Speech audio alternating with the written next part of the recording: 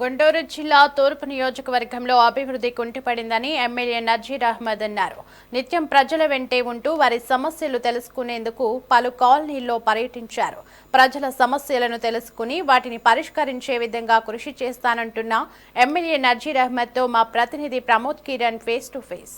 గుంటూరు తూర్పు ఎమ్మెల్యేగా భారీ మెజార్టీతో గెలుపొందిన మహమ్మద్ నజీర్ ఇప్పుడు ప్రజల సమస్యలు తెలుసుకుంటూ కూడా ప్రతినిత్యం ఆ ప్రజల యొక్క సమస్యలు తీర్చేందుకు కూడా పరిష్కారానికి అడుగు దిశలు వేస్తున్నారు.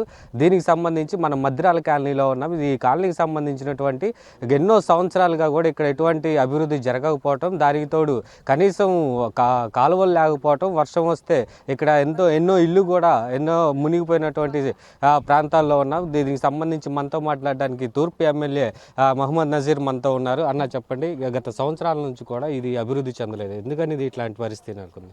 ముఖ్యంగా ఇక్కడ నివసించేటువంటి ఏదైతే ప్రదేశం ఉందో ఇది రైల్వేకి సంబంధించినటువంటి స్థలం కావడంతో, అలాగే గతంలో పనిచేసినటువంటి శాసనసభ్యులు పూర్తిగా అవగాహన లేక అవసరమైనటువంటి మౌలిక సదుపాయాలు కల్పించేటువంటి క్రమంలో పూర్తిగా విఫలమైనటువంటి పరిస్థితులు. ఈరోజు చూస్తూ ఉంటే కొద్దిపాటి వర్షానికే మొత్తం మురికి నీరు కాలువలో పూర్తిగా ఫుల్ అయిపోయి ఇళ్లలోకి చేరుతున్నటువంటి పరిస్థితులు. అనేక మంది వందలాది ఇళ్ళు ఉన్నటువంటి ప్రదేశం.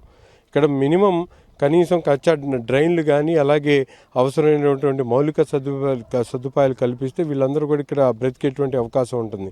అందుకని ఈరోజు ఇక్కడ పర్యటించి స్థానికుల సమస్యలను కనుక్కొని ఏ విధమైనటువంటి ప్రణాళికతో ముందుకు సాగితే వీళ్ళకి అవసరమైనటువంటి కార్యక్రమాలు చేయగలుగుతాం, వారికి ఎటువంటి సదుపాయాలు అవసరం ఉన్నాయని చెప్పి అన్ని విషయాలు కనుక్కొని వెంటనే కార్పొరేషన్ అధికారులను అప్రమత్తం చేసి వారి ద్వారా రాబోయేటువంటి 2-3 నెలల్లో పూర్తిగా కచ్చా డ్రైన్లను ఏర్పాటు చేసేటువంటి కార్యక్రమంతో పాటు డ్రైనేజ్ నీళ్ళని ఇళ్లలో చేరకుండా మురికి నీరు బయటకు అవుట్ఫ్లో అయ్యేటువంటి కార్యక్రమాన్ని చేద్దామని చెప్పి వాళ్ళందరికీ కూడా చెప్పడం జరిగింది. దీని మీద ఒక యాక్షన్ ప్లాన్తో ముందుకు వస్తాం.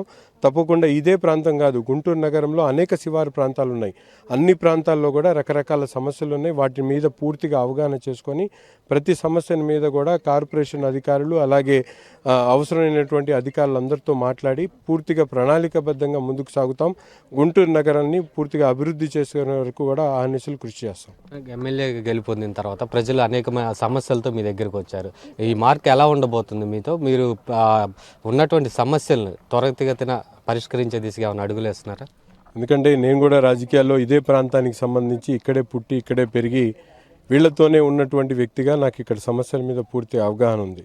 ఏ ప్రాంతానికి ఎటువంటి అవసరాలు ఉన్నాయి, వాటిని ఏ విధంగా తీర్చాలి, దానికి కావాల్సినటువంటి కార్యాచరణ అధికారులతో మాకున్నటువంటి సాన్నిహిత్యం, వాళ్ళందరూ కూడా ఒక పట్టుదలతో ఒక ఆలోచనతో రాబోయేటువంటి రోజుల్లో గుంటూరు నగర అభివృద్ధి ఏకైక ధ్యేయంగా పనిచేయబోతా ఉన్నాం. అవసరమైనటువంటి ఫండ్స్ని తీసుకొని వస్తాం.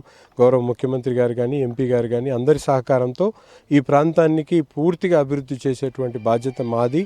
తప్పకుండా అన్ని వర్గాలతో అన్ని రకాలుగా అభివృద్ధి చేసేటువంటి కార్యక్రమాన్ని చేస్తాం.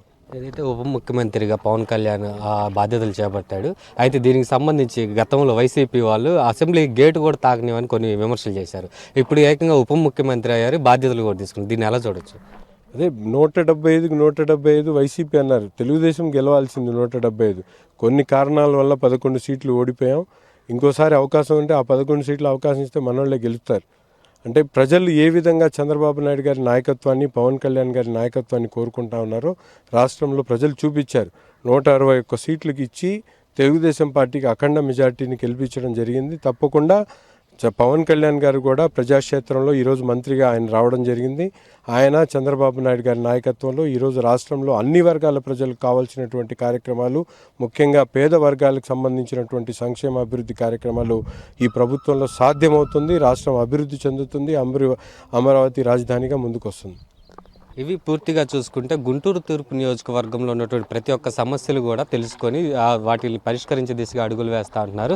ప్రతి ఒక్కటి కూడా ఒక యాక్షన్ ప్లాన్ అంటూ సిద్ధం చేసేసి దీనికి సంబంధించినటువంటి ఎవరికైతే సమస్యలు ఉన్నాయో అక్కడ పూర్తిగా ప్రజలకు అందుబాటులో ఉంటూ కూడా ప్రతి ఒక్క సమస్య తీరేంతవరకు కూడా కృషి చేస్తానని తూర్పు ఎమ్మెల్యే మహమ్మద్ నజీర్ మనకు తెలిపారు.